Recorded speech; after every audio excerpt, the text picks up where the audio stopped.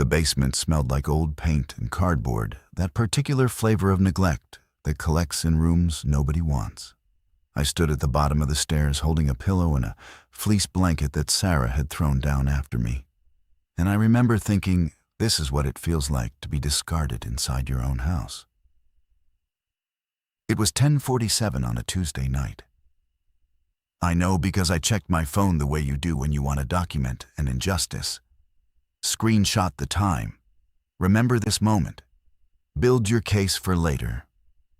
That's where my head was. Not survival, not the end of the world. Just the quiet, petty mathematics of a marriage coming apart. Sarah and I had been married for 6 years. We'd bought the house in Ridgewood 3 years ago. A modest 2-story colonial with a finished basement that the realtor had optimistically called a bonus living space. It had drop-ceiling tiles, indoor-outdoor carpet the color of split pea soup, and a utility sink in the corner that dripped no matter how many times I replaced the washer. It was the room where things went to be forgotten: holiday decorations, broken exercise equipment, a crib we'd assembled once in optimism and quietly disassembled 7 months later when the second round of IVF didn't take. The fight had been about nothing. That's the only honest way to describe it. Sarah said I'd forgotten to call her mother back about Thanksgiving plans. I said I'd told her I would do it tomorrow. She said tomorrow was what I always said. I said that wasn't fair. She said fair wasn't a word I got to use when I'd also forgotten to pick up her prescription and left the garage door open overnight for the 3rd time in a month. And from there, the argument did what arguments in a tired marriage do. It stopped being about any single thing and became about everything. Every accumulated disappointment compressed into a single evening's detonation. Sleep in the basement, she'd said from the top of the stairs, arms crossed, still wearing her scrubs from the hospital. Sarah was an ER nurse at Ridgewood General.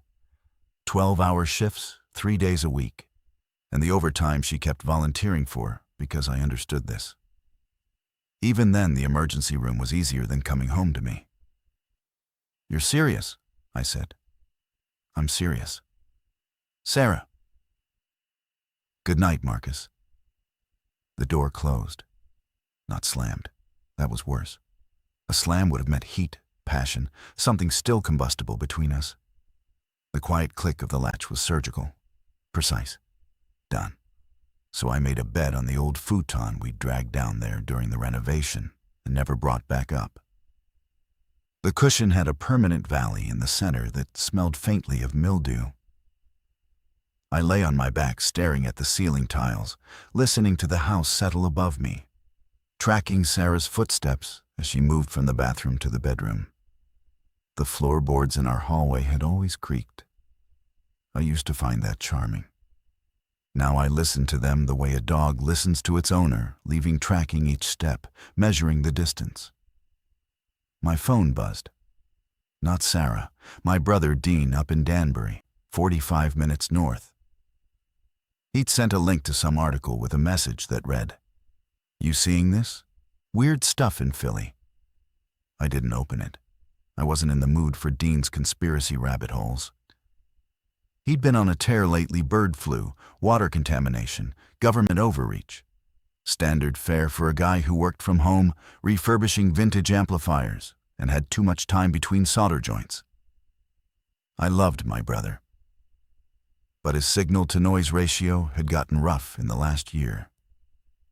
Ever since his divorce from Tammy, he'd channeled all that domestic energy into monitoring the collapse of civilization.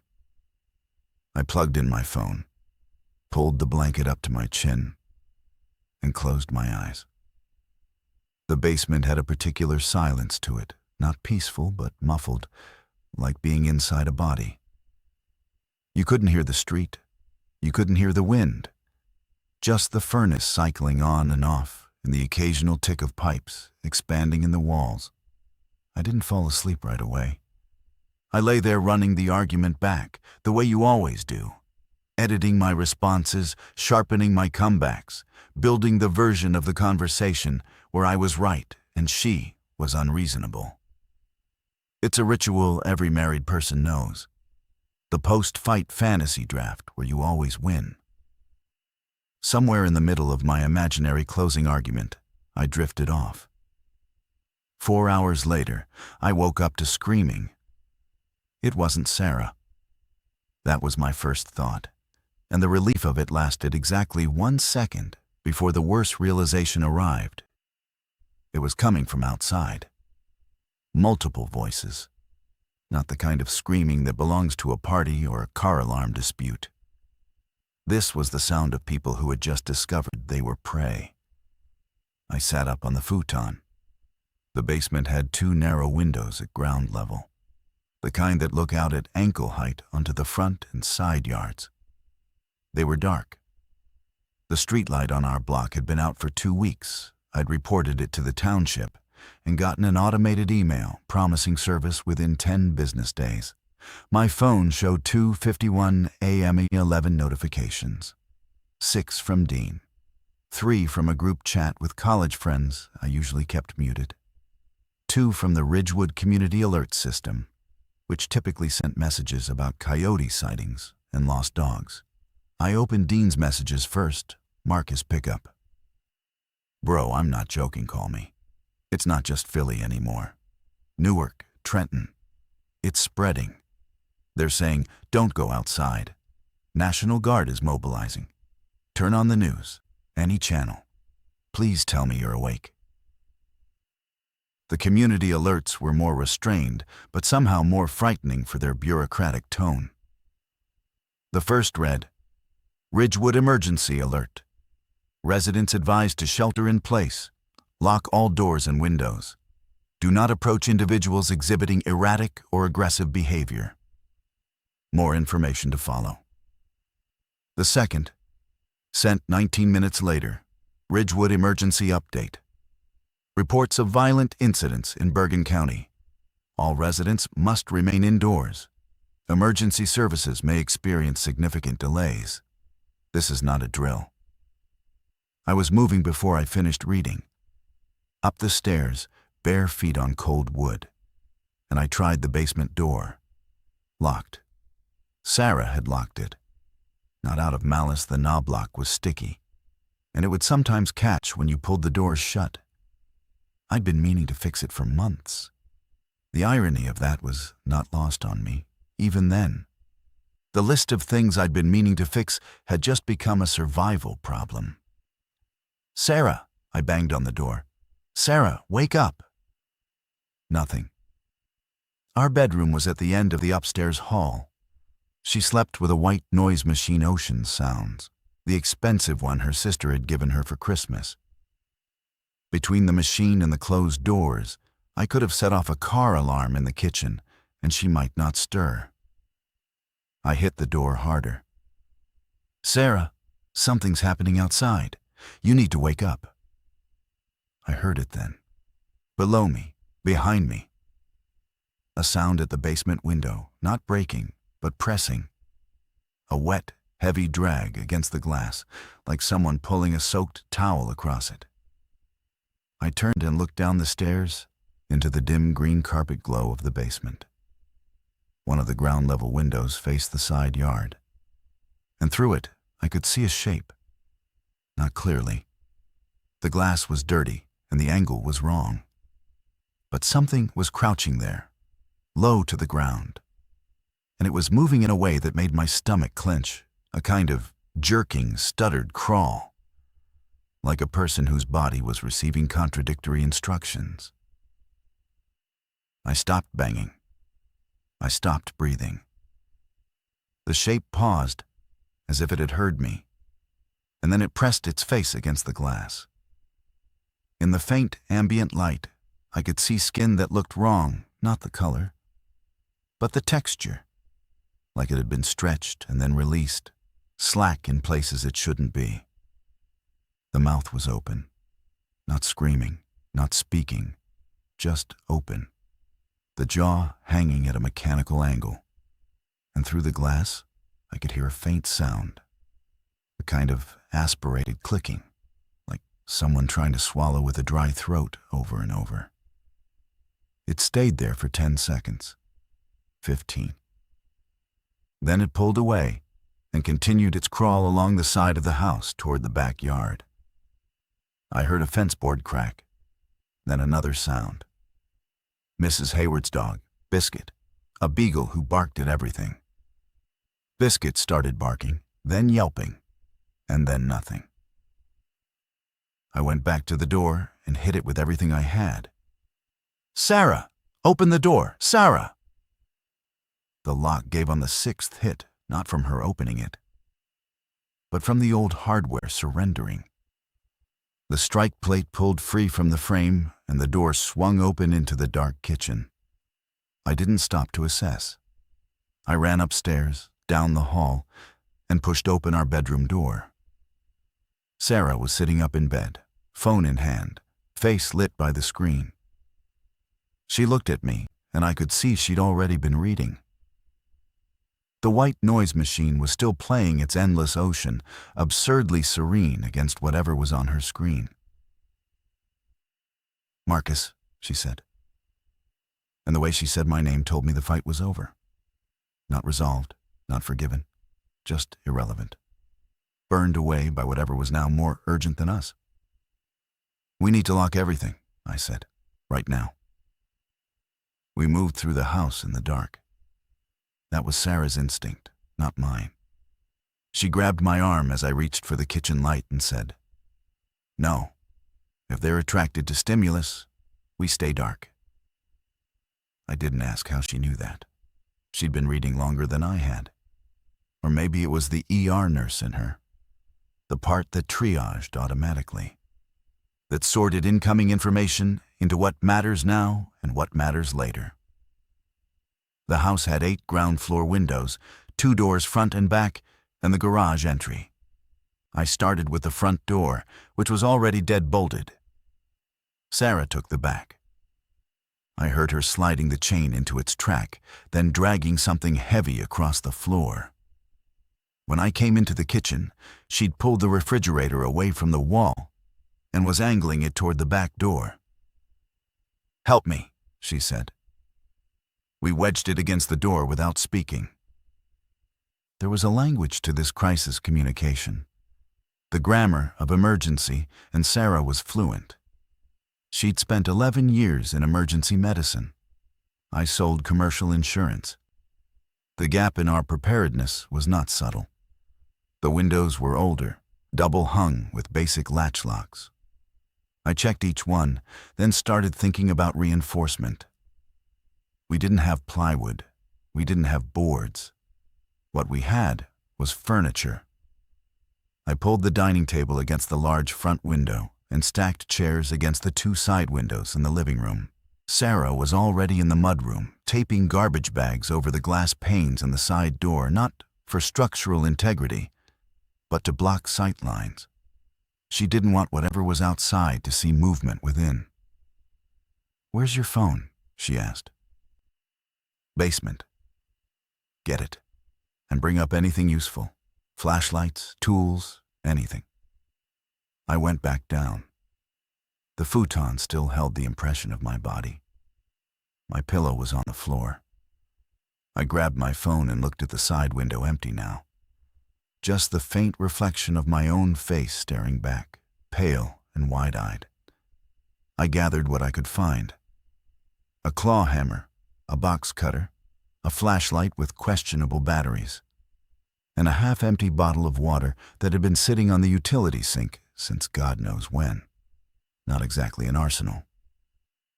When I came back up, Sarah was on her phone, speaking quietly. I caught the tail end. "Stay where you are. Don't try to drive. I mean it, Mom." She hung up and looked at me. "Your mom okay?" "She's in the condo. Doors locked. She's watching the news." Sarah paused.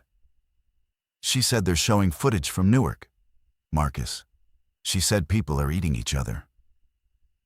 I set the tools on the counter. The hammer looked absurd next to the knife block. "Dean's been trying to reach me. He's up in Danbury." "Call him." I did. Dean answered on the first ring, his voice the controlled panic of someone who'd been waiting to not be alone in this. "Oh, thank God. Are you guys okay? Is Sarah with you?" "We're both here. We're locked in." "What do you know?" "More than I want to." I could hear him moving, the background sound of drawers opening and closing. Dean's house was an old farmhouse he'd bought cheap after Tammy left big property, set back from the road, well water, a wood stove. The kind of place that seemed eccentric a week ago and now seemed prescient. It started in Philadelphia yesterday afternoon. Some kind of outbreak at a hospital. They tried to quarantine, but it spread through the staff. Then patients started walking out. And I don't mean leaving against medical advice, Marcus. I mean walking out wrong, moving wrong, attacking people in the parking structure. How fast is it spreading? Fast enough that the governor declared a state of emergency 2 hours ago, and the National Guard is already overwhelmed in 3 counties. I've been monitoring the scanner.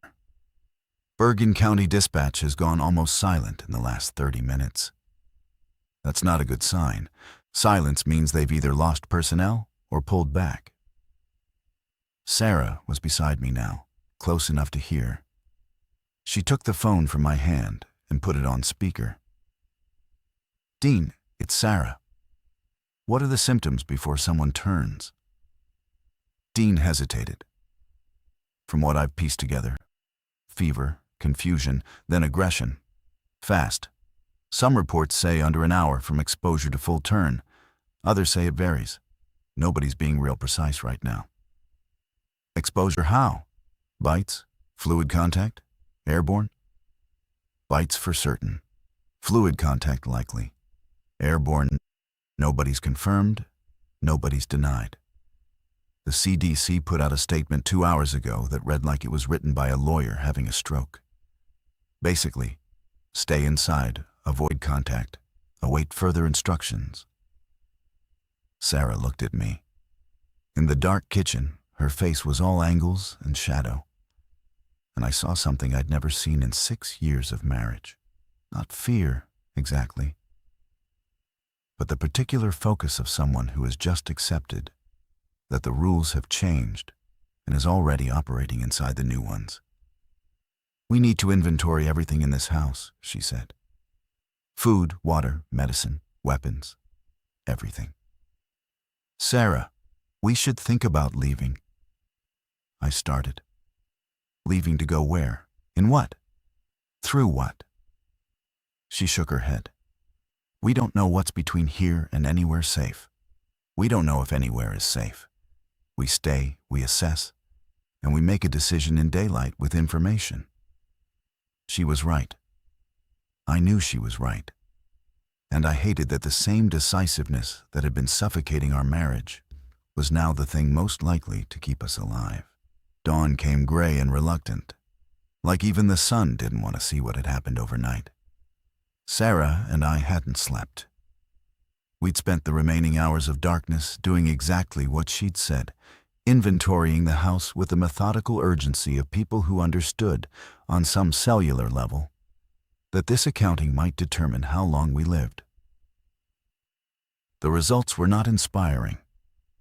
We had about a week's worth of food if we rationed carefully canned soup, pasta, rice, peanut butter, a bag of apples going soft, some frozen chicken that would be useless once the power went out. 12 bottles of water plus whatever we could fill from the taps before the pressure dropped. Sarah had a decent first aid kit from her nursing days: sutures, antiseptic, bandages, a course of amoxicillin she'd brought home when she thought she was getting a sinus infection, and then didn't finish. I'd read enough to know you're supposed to finish antibiotics. But right now, those leftover pills felt like treasure. For defense, we had the claw hammer, 3 kitchen knives, a baseball bat from the hall closet that hadn't been swung since a company softball game in 2019, and a fire extinguisher. No guns. We'd talked about getting one once, early in the marriage, and Sarah had shut it down. She'd seen too many gunshot wounds in the ER, she said. Too many accidents, too many domestic situations gone terminal. I hadn't pushed it. Now that decision sat between us like a third person in the room. "We should fill the bathtubs," Sarah said. "Both of them. And every pot, every container. If the water treatment plant goes offline, we lose pressure within hours." I went upstairs and started filling the master bath. Through the bathroom window, I could see Maple Street below. And what I saw made me stop with my hand on the faucet. The Kowalskis' front door was open. Not ajar wide open, the storm door hanging off one hinge. Their car was still in the driveway. On the sidewalk in front of their house, there was a dark stain that I told myself could be anything but that I knew, with the certainty of a nightmare, was blood. Further down the street, the Hendersons' house looked intact but dark. The Patels' minivan was gone. Across from them, old Mr. Feinberg's lawn had tire tracks gouged across it. Deep ones, the kind made by someone who'd reversed in a blind panic and didn't care what they hit on the way out. No people, no movement.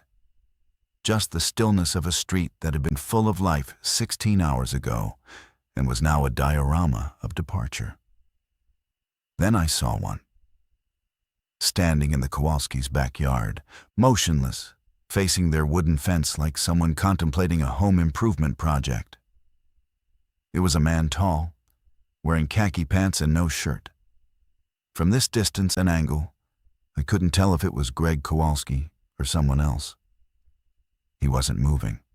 He was just standing there, shoulders hunched slightly forward, head tilted at an angle that suggested his neck wasn't working quite right. I watched him for a full 2 minutes, and he didn't shift his weight, didn't turn, didn't react to anything. Just stood. Then a bird landed on the fence. A sparrow, small and oblivious. And the man's head snapped toward it with a speed that made me flinch, even from behind glass, 2 stories up. The bird flew away. The man tracked it with his eyes, that horrible head swiveling smoothly on the damaged neck. And then slowly, he returned to his original position, facing the fence, waiting. I stepped back from the window and finished filling the tub in silence. When I came back downstairs, Sarah had organized the kitchen into zones. Perishables on the left, to be consumed first. Shelf-stable in the center, organized by caloric density. Medical supplies on the dining table, laid out with the precision of a surgical tray. She'd also found something I'd forgotten about, a hand-crank emergency radio I'd gotten as a Christmas gift from a client 3 years ago. It was still in its box. "We need information," she said, already cranking the handle. The radio whined to life, cycling through static until it caught a signal and automated emergency broadcast on a loop. The voice was flat, digital, devoid of the urgency it described. "This is the emergency alert system. A state of emergency has been declared for the following counties: Bergen, Passaic, Essex, Hudson, Union, Middlesex." The list went on. Most of northern New Jersey. All residents are instructed to remain indoors. Do not attempt to travel. Do not approach individuals exhibiting signs of infection, including but not limited to unresponsive behavior, extreme aggression, inability to communicate, abnormal physical movement. Emergency shelters are being established at the following locations. Static ate the rest. Sarah kept cranking, but the signal didn't stabilize. She set the radio down, and we looked at each other across the kitchen island, across the organized grid of canned goods and bandages, across 6 years of love and erosion, and all the things we'd stopped saying to each other. "I'm sorry about last night," I said. It came out before I could weigh it, and it meant everything: the argument, the basement, the prescription, the garage door, The long, slow drift that had brought us to a place where she could close a door on me, and I could lie down and accept it. Sarah's expression didn't soften exactly. It recalibrated. "We're going to have that conversation," she said. "But not now." "Okay." Now we survive. The power went out at 11:14 a.m. No flicker, no warning, just the sudden absence of the refrigerator's hum.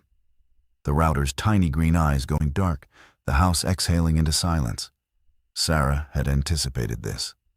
She'd already moved the frozen chicken into a cooler with ice from the freezer and positioned it in the basement where the temperature stayed cool.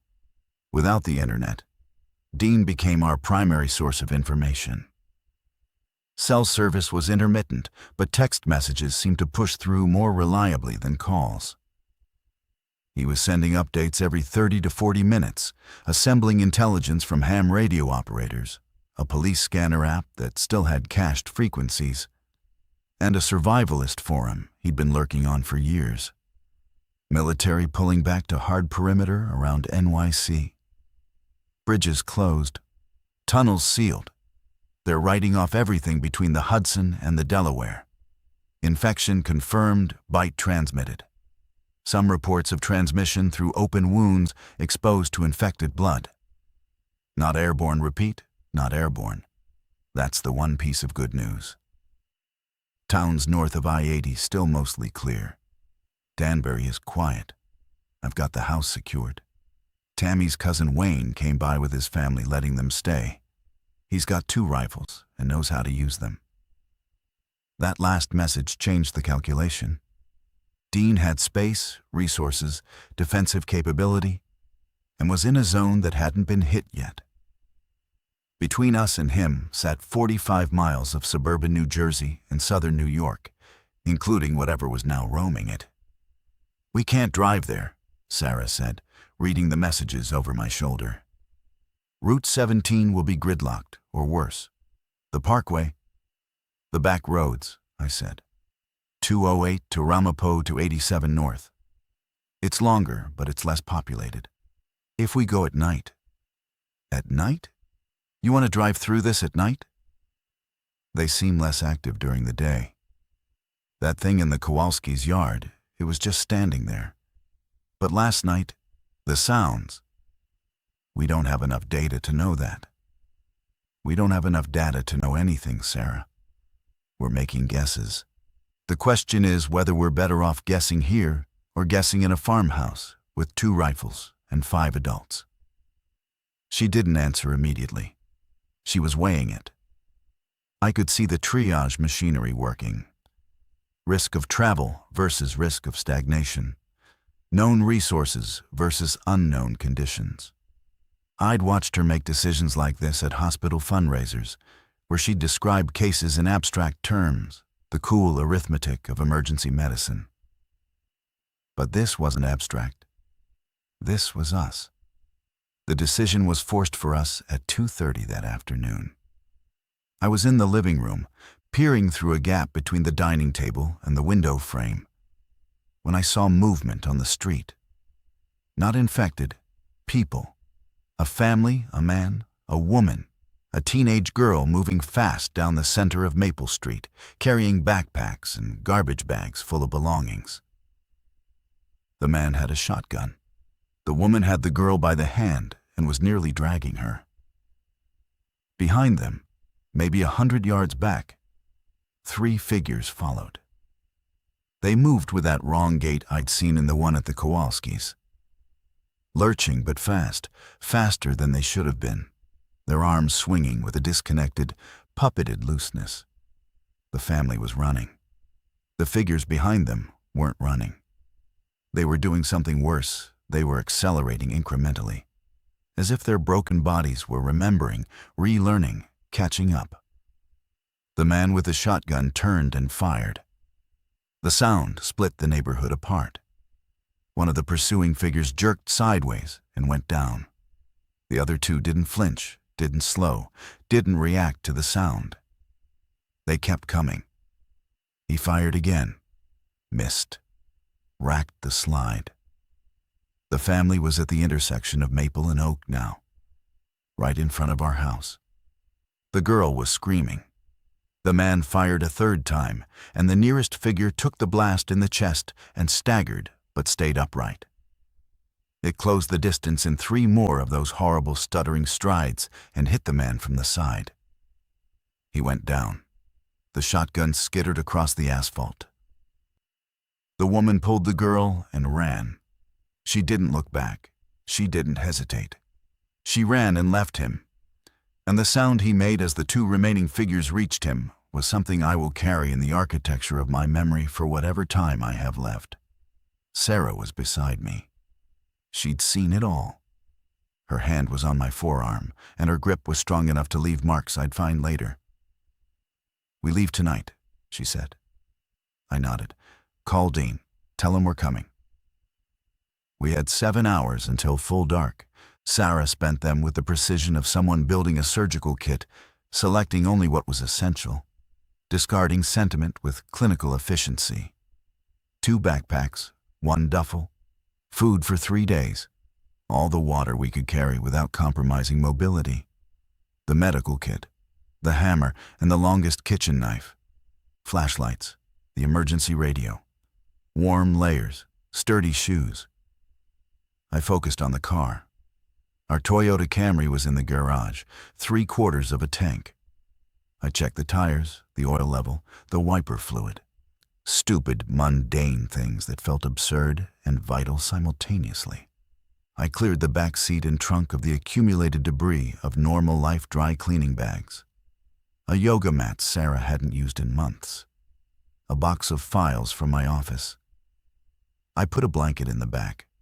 The first aid kit within arm's reach. The hammer in the center console. Dean confirmed by text at 5:40 p.m. Route looks okay on scanner chatter. 208 to Ramapo, 287. Avoid Suffern reports of a pileup and activity near the thruway entrance. Take the local roads through Sloatsburg instead. I'll leave the porch light on. Be careful.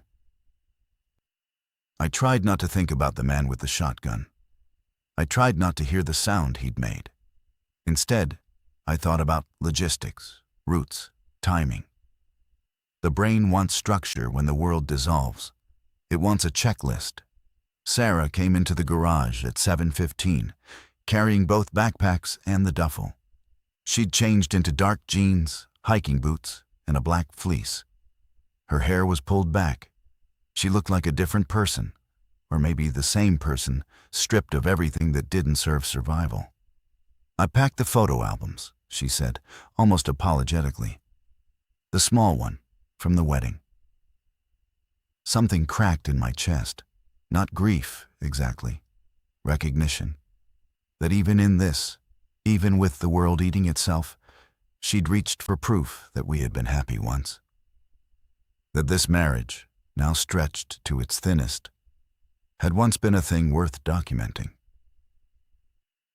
"Good," I said. "That's good." We loaded the car in silence.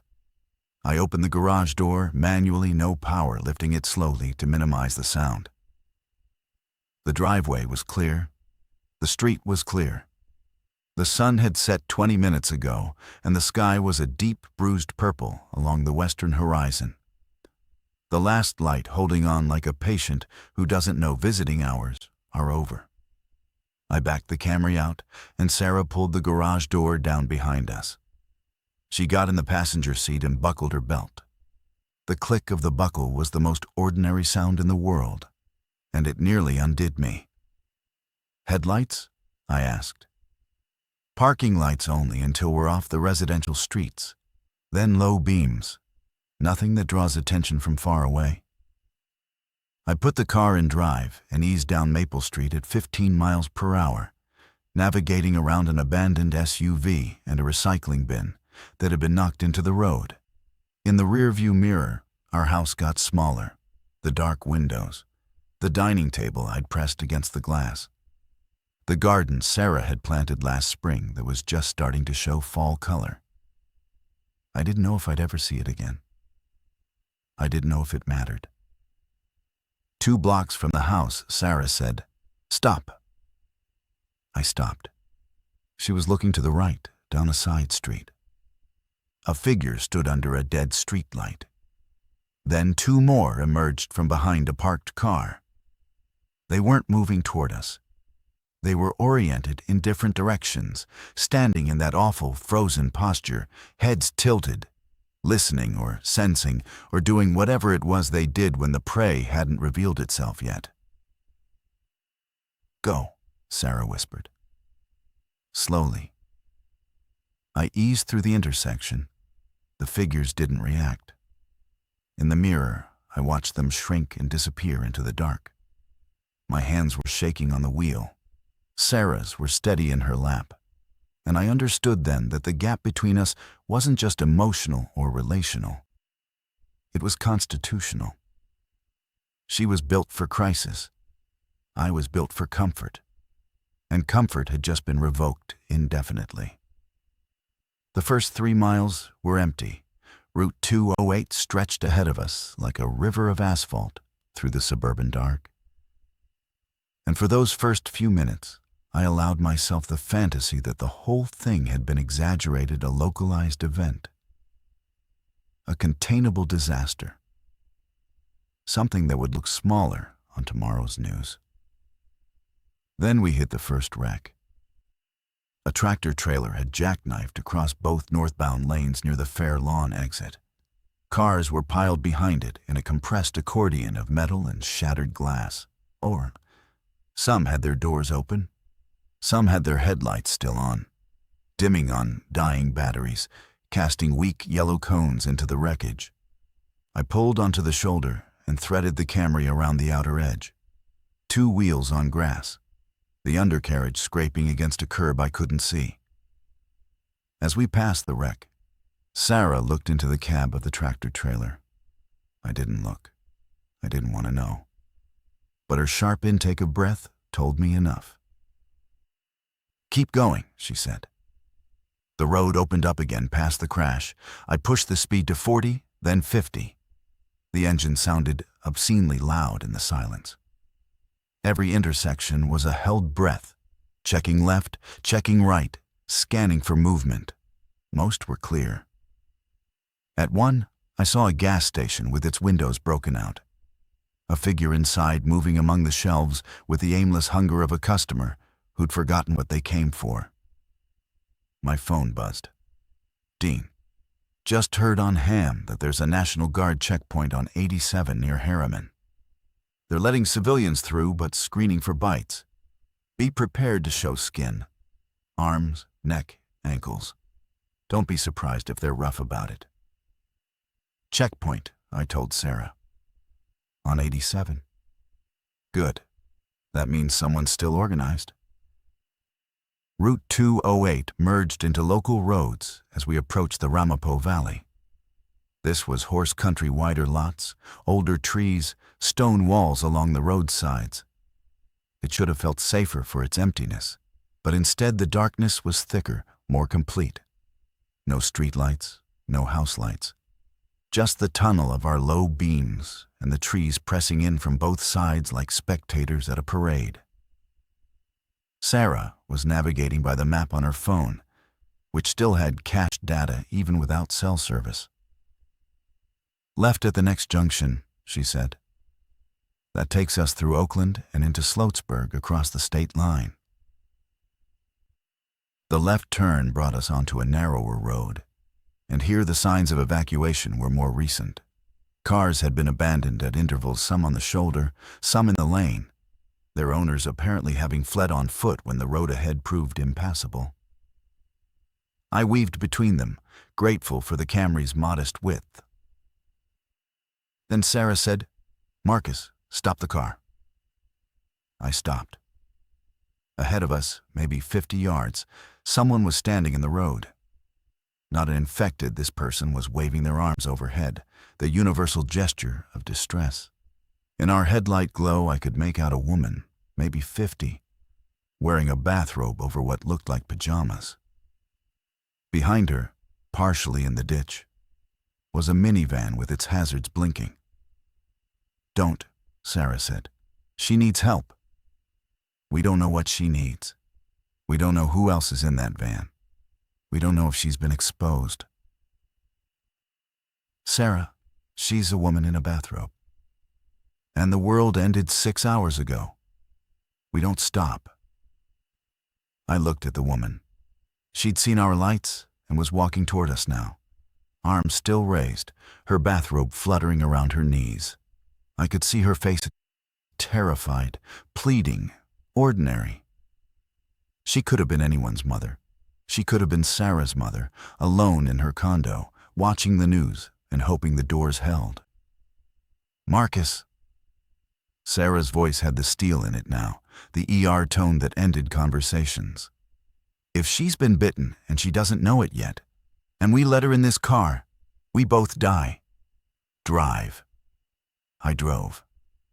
I went around the woman, onto the shoulder, past the minivan, which was empty, doors open, a child's car seat visible in the back and back onto the road. In the mirror, I watched the woman lower her arms and stand there in our vanishing taillights, alone in the dark in a bathrobe. And the weight of that settled onto my chest like concrete. Neither of us spoke for the next 10 minutes. The car smelled like peanut butter and fear. I gripped the wheel and drove and tried to construct a moral framework that justified what we'd just done and failed entirely. Sarah broke the silence. You would have stopped. Yes. And if she was infected? She wasn't. You don't know that. I know what we did. What we did was survive. That's the only metric now. I wanted to argue. I wanted to say that survival without decency wasn't survival. It was just prolonged dying. But the words felt naive, even in my head. And I couldn't make them sound like anything other than the comfortable morality of a man who'd never had to choose before tonight. We crossed into New York at a bridge over the Ramapo River. The sign said, "Welcome to the Empire State," and someone had spray-painted beneath it in red, "God left." Sloatsburg was quiet and dark. Dean had been right about avoiding suffering even from the back roads. I could see an orange glow to the east that suggested fire, and the distant sound of something that might have been gunshots or might have been transformers blowing. We took the local roads west, then north, following Sarah's cached map toward the thruway junction. The National Guard checkpoint appeared as a cluster of floodlights at the entrance to 87 North. 3 Humvees formed a barricade across the lanes. Soldiers in full gear moved between vehicles in the queue. There were maybe a dozen cars ahead of us, all inching forward in a single file. Floodlights on portable generators cast everything in a harsh white that made the scene look theatrical, like a movie set nobody wanted to be on. We waited. The line moved slowly. At each car, soldiers approached from both sides. Flashlights swept interiors. Occupants were asked to step out. Arms were inspected. Questions were asked. Most cars were waved through after a few minutes. One, a blue sedan 3 cars ahead of us, was not. The driver was pulled from the vehicle and walked to an area behind the Humvees, out of sight. The car was pushed to the shoulder by 2 soldiers. Nobody from the cars in line got out to intervene. Nobody asked questions. When our turn came, a young soldier approached my window. He couldn't have been more than 22. His face was smeared with camo paint, but his eyes were the eyes of a college sophomore who'd been told to hold a line against the unimaginable. "Where are you headed?" "Danbury, Connecticut, my brother's place." "Show me your arms, both of you. Roll up your sleeves." We did. He swept the flashlight over our skin wrists, forearms, the backs of our hands. Sarah was asked to tilt her head so he could see her neck. She complied without a word. "Any contact with infected individuals?" "No," I said.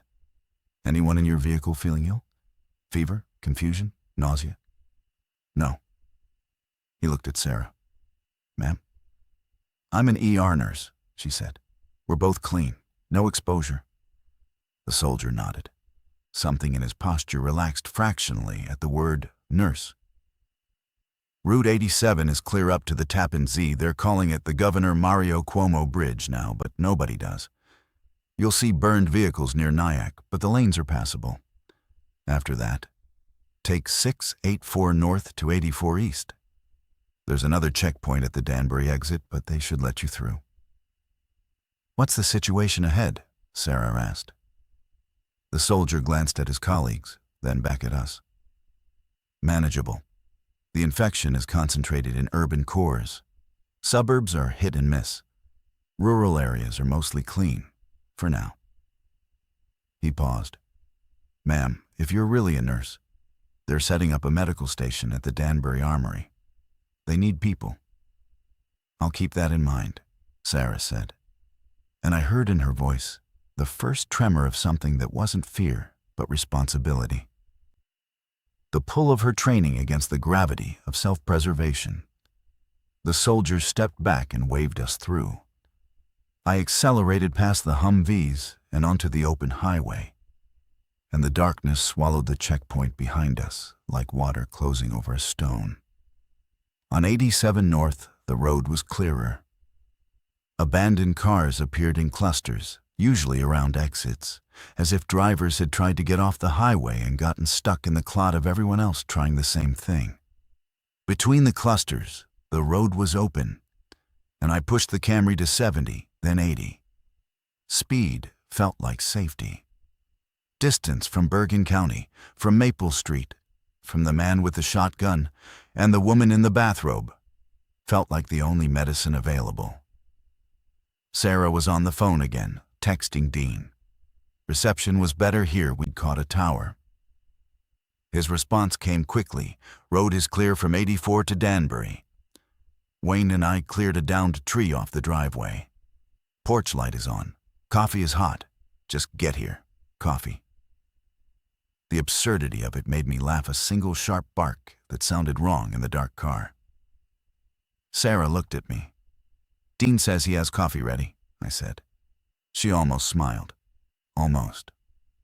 The muscles of her face began the motion and then stopped, as if her body had started to perform a gesture from the old world, and then remembered that the old world was over. I could use coffee, she said. Dean's place sat at the end of a gravel road off Route 37, a quarter-mile from the nearest neighbor. The house was old. 1920s, he'd told me, with additions bolted on by successive owners like architectural afterthoughts. 2 stories, a wraparound porch, a detached barn that now served as his amplifier workshop.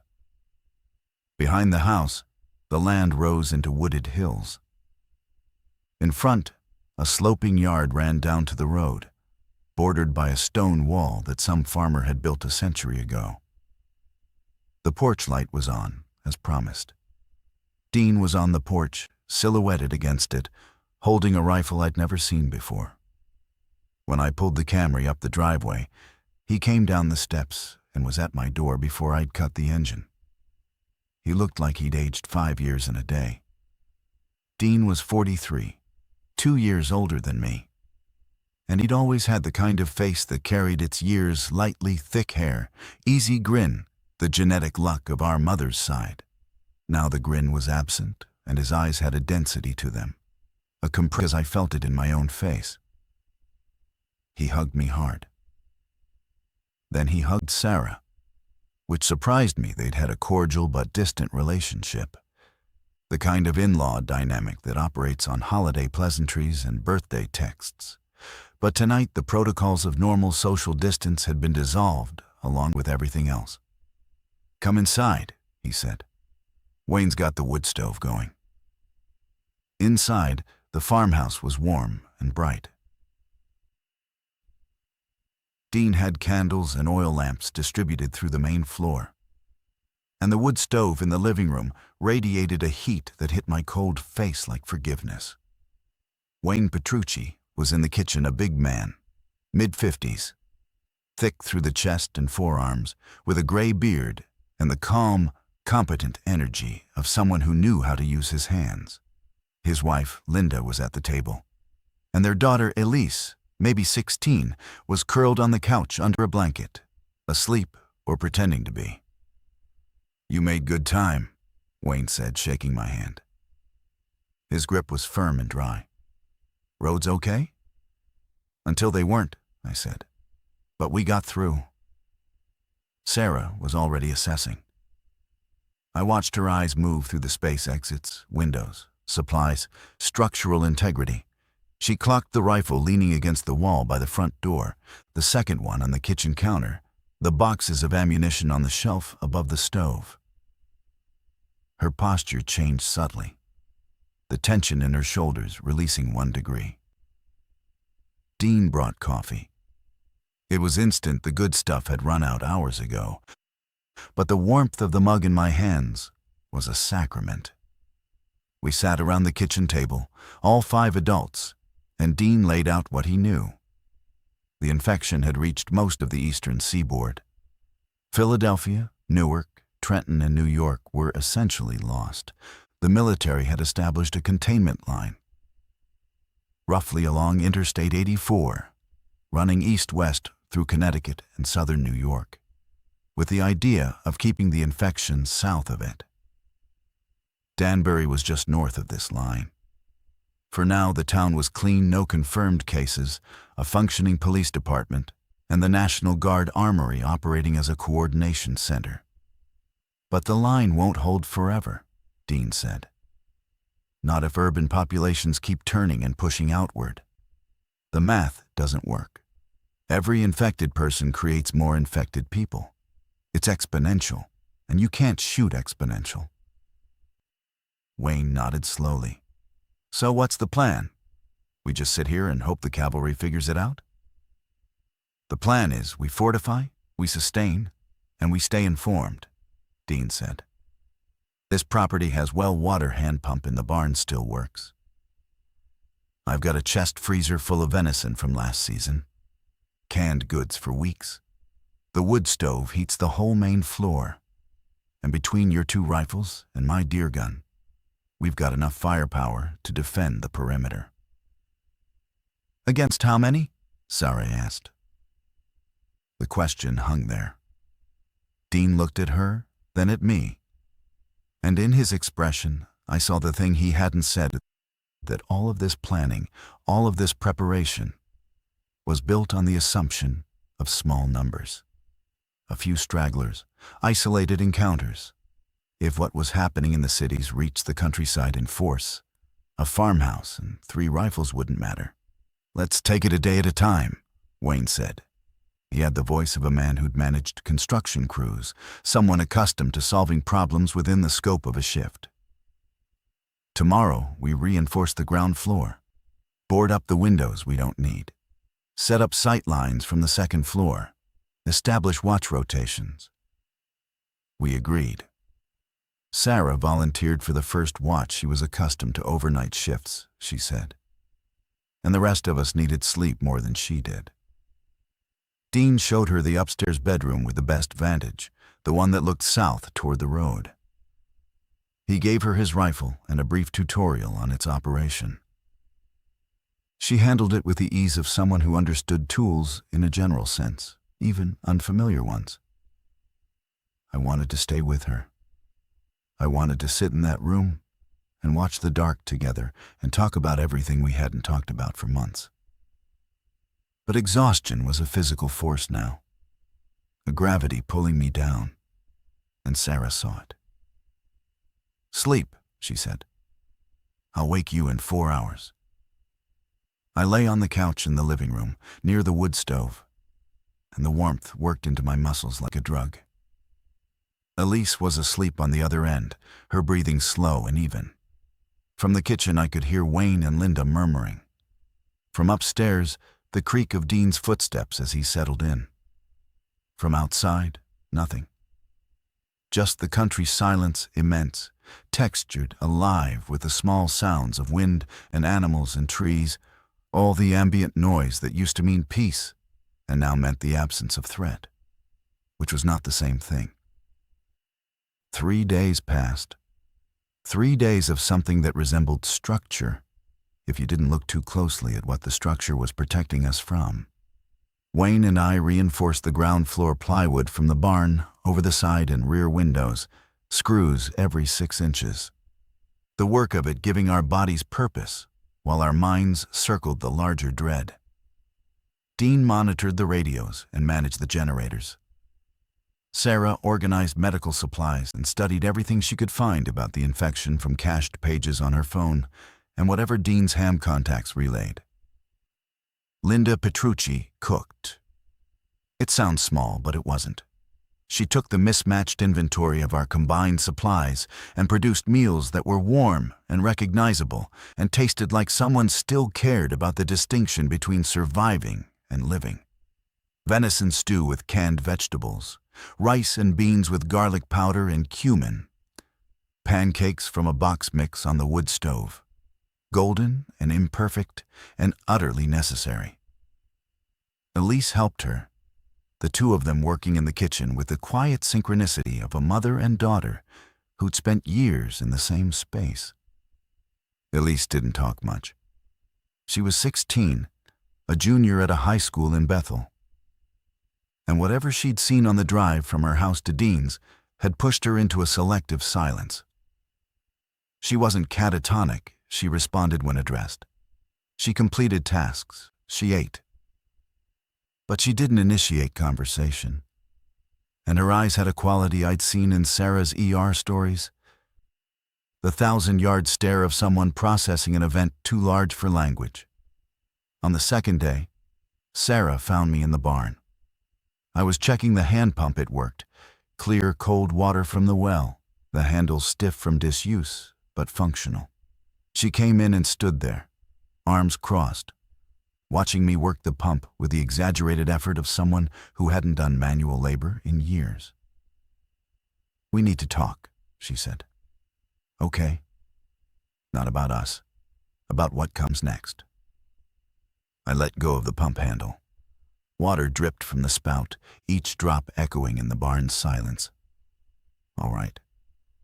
The containment line isn't going to hold. Dean knows it. Wayne knows it. The math is exactly what Dean said, exponential. The military can slow it, but they can't stop it.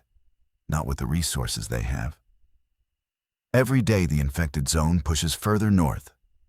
It's in Suffern now, Nyack. They're reporting cases in White Plains. That's still south of us. For now. Marcus, this isn't a storm that passes. This is a tide. It only goes one direction. She paused. The armory is organizing evacuations. Buses north to Massachusetts to Vermont. They're taking medical volunteers. They specifically asked for nurses. You want to go to the armory? I want to be useful. I want to be somewhere that my skills matter beyond keeping 6 people's blood pressure down. And if the evacuation fails, if the armory gets overrun, then I'll be where the medical supplies and the military presence are, which is better than here with 3 rifles and a deer fence. I looked at her. In the barn light, filtered through gaps in the siding, she looked fragile and fierce simultaneously. The paradox of Sarah, the woman who could hold a dying man's hand at work and come home and not hold mine. You're not asking my permission, I said. No, I'm asking you to come with me.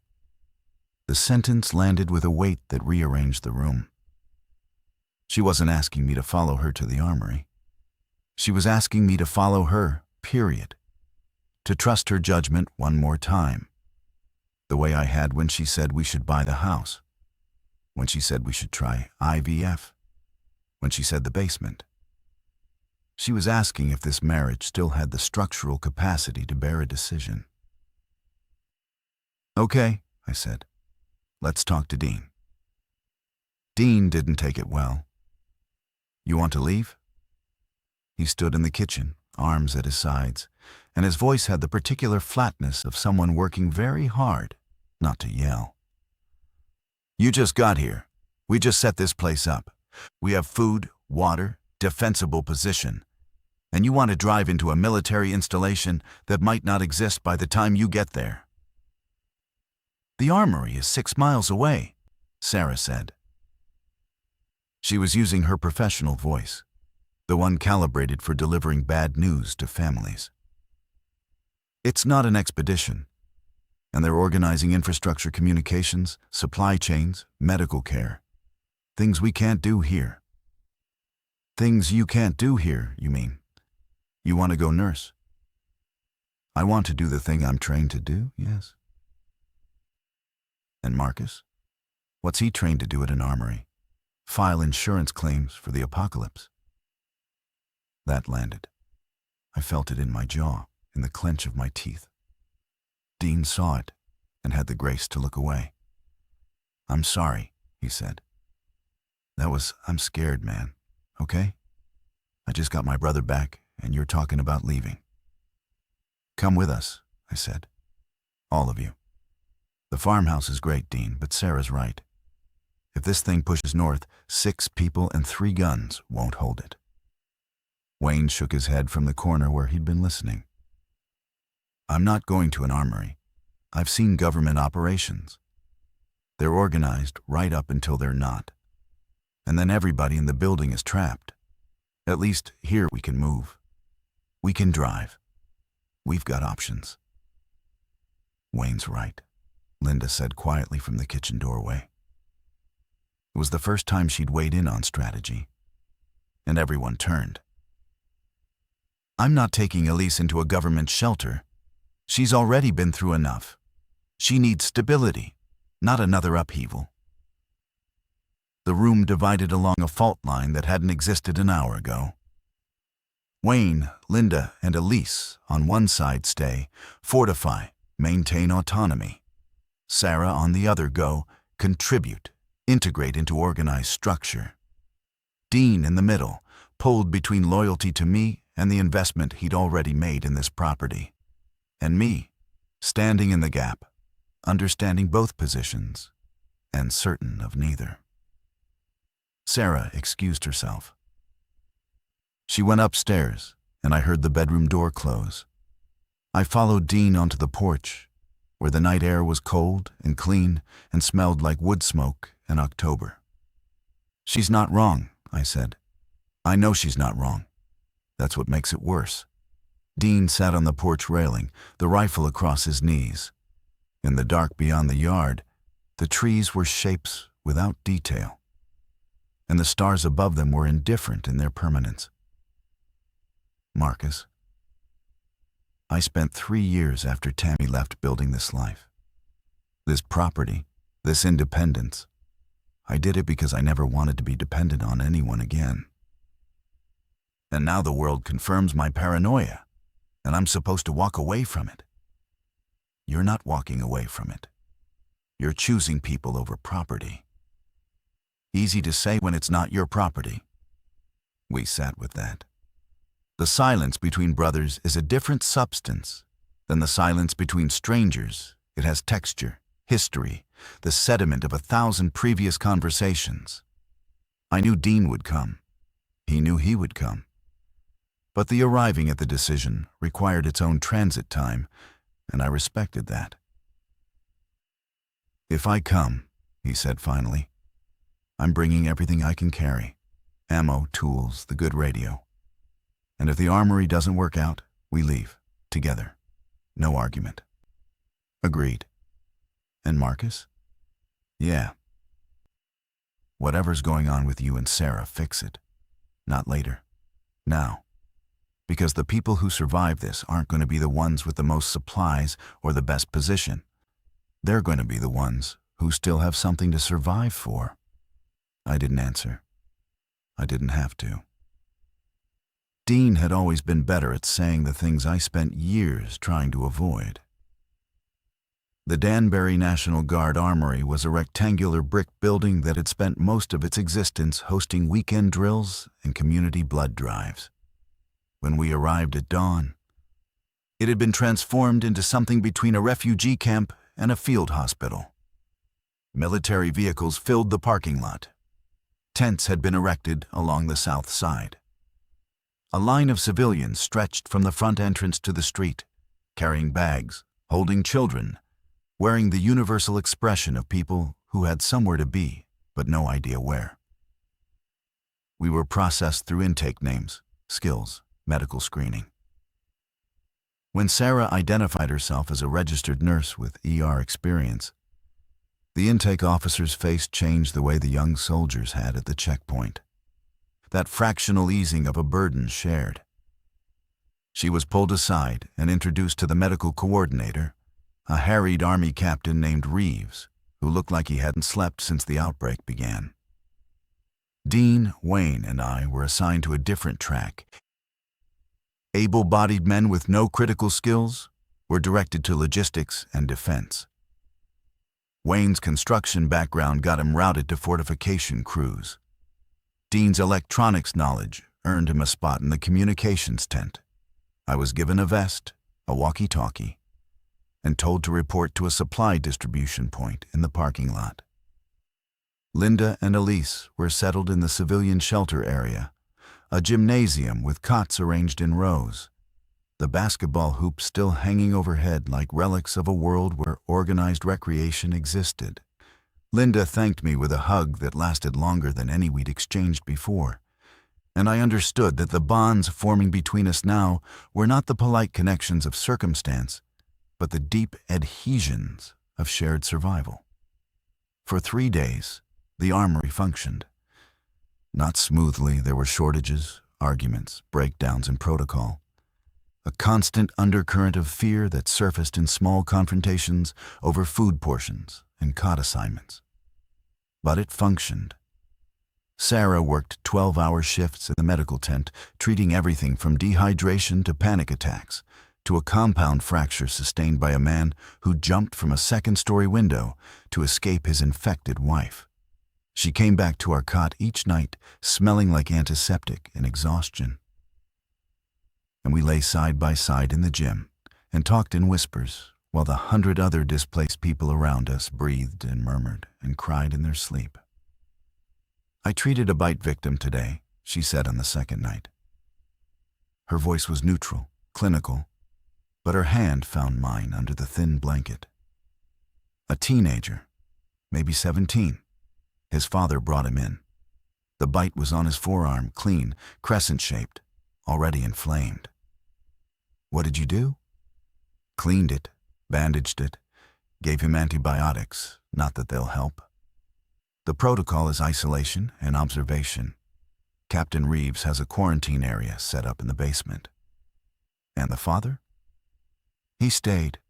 He's down there with him, sitting in a chair outside the room, waiting." She didn't need to say more. We both understood what waiting meant. Waiting for the fever, waiting for the confusion, waiting for his son to stop being his son. And then the decision that came after, which the military would make if the father couldn't. "Sarah," I said. And then I said something I'd been carrying for longer than the outbreak, longer than the fight, longer than the slow erosion of our marriage into its component disappointments. I stopped trying. Somewhere in the last 2 years, I stopped trying. And I told myself it was because you'd pulled away. But the truth is, I pulled away first. I was the one who stopped reaching. I was the one who made the distance. She was quiet for a long time. Around us, the gymnasium breathed its collective, uneasy sleep. "I know," she said. "I've known. And I was so angry about it that I decided to match you. Pull for pull, step for step back. And we ended up in a house full of space and no one in it. I don't want that anymore. Marcus, we might die. Tomorrow, next week. This isn't the time for marriage repair. This is the only time." Dean said something. The people who survive are the ones who still have something to survive for. I want us to be that for each other, even if it's hard, even if we don't know how. She turned toward me in the dark. I couldn't see her face, but I could feel her breath, warm and close, the most intimate distance. "Okay," she said. "We try." On the fourth morning, the perimeter alarm sounded at 5:17 a.m. I'd been asleep for less than 2 hours, and the sound entered my dreams before I was fully awake. A wailing siren that felt like the physical manifestation of every warning I'd ignored in my life. The gymnasium erupted.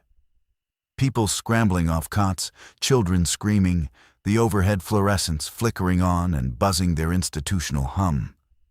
Sarah was already up, already dressed. She slept in her clothes now, boots laced, ready to move. She grabbed her medical bag and looked at me. "Medical tent," she said. "That's where I'll be." "Sarah, go find Dean, stay together. If this is a breach, they'll need people on the line." She was gone before I could say anything else. I pulled on my boots and pushed through the crowd toward the communications tent, where Dean would be. The compound was in controlled chaos, soldiers running toward the south perimeter, civilians being herded toward the gymnasium. A Humvee engine roaring to life somewhere behind the main building. I found Dean in the comms tent, headset on, face tight with concentration. He held up a hand to stop me from talking and listened, then keyed his mic. "Copy that. Southern fence line compromised, section Charlie. Estimate 40 to 60 hostiles, moving northeast." He pulled the headset off and looked at me. 40? I said. "At least. They came out of the tree line. Must have been massing there overnight. The patrols didn't see them. They were still, Marcus. They were standing in the trees, motionless, waiting. And then all at once they moved. Coordinated." The word surfaced in my mind, and I pushed it away because the implications were too large. These things weren't supposed to coordinate. Everything we'd heard, everything the military briefings had told us described them as individual, reactive, driven by stimulus. Not strategic, not patient. "We need to get to the north side," Dean said. "If they're hitting from the south, the north is our exit. I'm not getting trapped in this building." We moved through the compound against the flow of traffic. Everyone was running toward the gymnasium or the defensive positions, and we were moving perpendicular toward the parking lot on the north side where our cars were. I had the hammer in my belt, and Dean had his rifle. Wayne appeared from the fortification area, a crowbar in his hand, Linda and Elise behind him. Linda had Elise by the arm, pulling her the way the woman on the highway had pulled her daughter. Elise's silence had broken. She was crying, quietly, steadily, the tears of someone who'd reached the limit of what stoicism could absorb. "Where's Sarah?" Dean asked. "Medical tent? That's on the south side where the breach is." I stopped. The parking lot was 50 yards away. The cars were right there. Safety, distance, the open road north.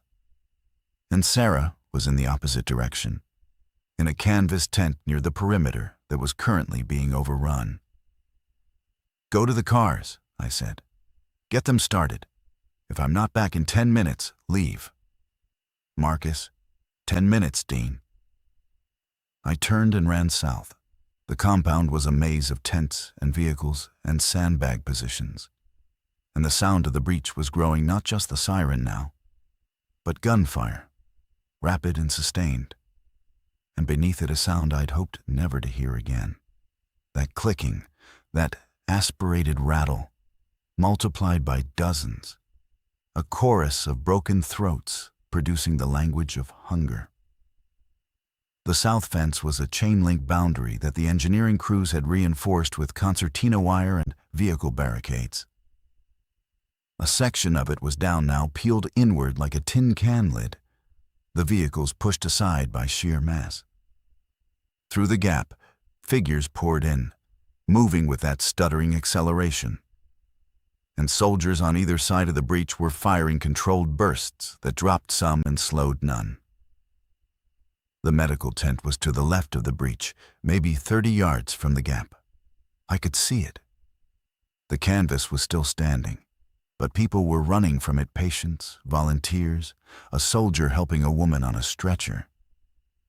And there was Sarah, standing at the tent entrance with a medical kit in one hand and a scalpel in the other, directing triage with the calm authority of someone who had decided that fear was an administrative problem to be managed. "Sarah!" I was screaming now, running, the hammer in my hand. "We have to go. The north side, the cars." She saw me. She turned to the patient on the stretcher, a man with bandages around his head, and said something to the soldier carrying him. Then she grabbed a bag from inside the tent and ran toward me. We ran together. Through the compound, past the gymnasium where someone had barricaded the doors from inside, past the motor pool where a Humvee sat with its engine running and no one in it. Twice I saw infected inside the perimeter, one crouched over a fallen soldier near the mess tent, another standing motionless between two vehicles as if caught between stimuli. We gave them wide berth and kept moving. The north parking lot. Dean had the Camry running. Wayne had his truck. Sarah and I threw ourselves into the back seat Dean was driving, his rifle on the passenger seat. Wayne's truck pulled out ahead of us, Linda in the cab, Elise in the back seat with their bags. "Go," I said. "Go now." Dean floored it. The tires sprayed gravel, and we fishtailed onto the access road. Behind us, the armory was becoming a place we used to be, the sirens fading, the gunfire thinning, the distance growing between us and the latest thing we'd believed would hold. Sarah's hand was in mine. She was breathing hard, her scrub spotted with someone's blood, the medical bag clutched to her chest. I held her hand and watched the armory shrink in the mirror and thought about the father, sitting outside the quarantine room, waiting for his son to change. And I wondered if anyone had gotten him out. And I knew the answer was probably no. We drove north. There was no discussion about destination. North was the only direction that met a way. Dean navigated by instinct and cached maps, avoiding main roads, threading through Connecticut back roads that wound through forests and past farms and over stone bridges spanning narrow rivers that didn't know or care about the catastrophe occurring on their banks. Wayne's truck stayed ahead, its taillights our guide in the gray pre-dawn. The two-vehicle convoy felt simultaneously pathetic and sacred, everything we had in the world, everyone we loved, reduced to two engines and the fuel in their tanks. 20 miles north of Danbury, the landscape changed. Fewer houses, more forest. The road narrowed, and the trees closed in, their branches forming a canopy and filtered the early light into something green and cathedral. We passed through a town that was either abandoned or still asleep. Dark windows, empty streets, a gas station with a handwritten sign. No gas, God bless. Sarah had the radio out, cranking it, scanning for information. She caught a military broadcast, fragmented, layered with static that confirmed the containment line had failed in multiple locations. Bergen County was fully overrun. The Tappan Zee Bridge had been destroyed deliberately, the broadcast said, to prevent crossing. The infection was moving north through Westchester and into Connecticut along I-95. They blew the bridge, Sarah said, almost to herself. They blew the Tappan Zee. The scale of it, the idea that the answer to this was to destroy infrastructure, to sever connections, to make the world smaller and more fragmented, settled over us like weather. I thought about Maple Street, the house, the garden, the split pea carpet in the basement where I'd lain 4 nights ago, stewing over a fight about a phone call. That man felt like a stranger to me now. Someone I'd read about in a book, pitiable, small, consumed by grievances that a single night had rendered meaningless. We stopped at a farmhouse outside of Litchfield to refuel from a gravity-fed tank in the barn. The property appeared abandoned, no vehicles, no lights, the front door standing open. Wayne went in first with a crowbar, while Dean covered him from the porch. Clear, empty. The family had left in an organized fashion, clothes missing from closets, medicine cabinet cleaned out, a note on the kitchen table that read, "Gone to Mark's in Burlington. God willing, see you there." R&D. We took what we needed and left the rest. Canned goods, a kerosene lantern, a box of shotgun shells that Wayne pocketed with a grim nod. Sarah found a stash of prescription medications, in a bedroom drawer blood pressure meds, an inhaler, a half bottle of Percocet. She inventoried them and packed them with the careful attention of someone who understood that medicine was now currency. Back on the road, Sarah moved to the front seat. Dean drove, I sat in back, and she navigated. The dynamic between the three of us had shifted. The awkwardness of in-law distance had been replaced by a functional intimacy. The kind that forms between people who've been through a door that doesn't open back the other way. Dean made Sarah laugh once. A small dry joke about the radio signal that I didn't fully hear, but that produced a sound from her I hadn't heard in months, genuine, unguarded, surprised by its own existence. We crossed into Massachusetts at dusk. The border was unmarked by anything official, no checkpoint, no military presence, just a road sign, and the arbitrary line where one state's jurisdiction ended and another's began. Behind us, Connecticut was burning in places we'd seen the smoke from high ground an hour back. Black columns rising from the direction of Hartford. Ahead, the road stretched into forest and fading light. Wayne's truck hummed along in front of us, steady, reliable, carrying 3 people who'd been strangers to us a week ago, and were now the closest thing to family that circumstance could produce. Sarah reached back between the seats without looking and took my hand. She held it, and I held hers, and we drove north into whatever was next, with nothing settled and nothing resolved, but with something between us that hadn't been there in the basement, a direction. A choice to face the same way. The minimum viable unit of hope. We never went back to Ridgewood. I don't know if the house is still standing. I don't know if the garden survived the frost. I don't know if the futon in the basement still holds the shape of me. The impression of a man who lay there calculating resentments on the last ordinary night of his life. What I know is this. Sarah and I are not fixed. We are not the couple in the wedding album she carried out of that house, in a backpack while the world collapsed around us. We are something else now, something harder, stranger, less comfortable, and more honest. We fight differently. We fight about things that matter, water purification, watch schedules, whether to trust the strangers who appear at the edge of our camp with hollow eyes and plausible stories. We don't fight about phone calls or prescriptions or garage doors. The luxury of small grievances was revoked the night she sent me to the basement, and I have not missed it once. Dean is still with us. Wayne and Linda. Elise, who started talking again somewhere in Vermont, quietly at first, then more. She asked me once what I did before, and I told her I sold insurance, and she looked at me like I'd described a job on another planet. I think about the woman in the bathrobe sometimes. I think about the man with the shotgun. I think about the father in the quarantine basement. I carry them not as guilt, exactly, but as weight. The weight that tells you you're still moving, still human, still capable of being haunted by the things you couldn't change. And that weight, I've decided, is not a burden. It's ballast. It keeps me upright in the wind. Sarah is asleep beside me as I say this.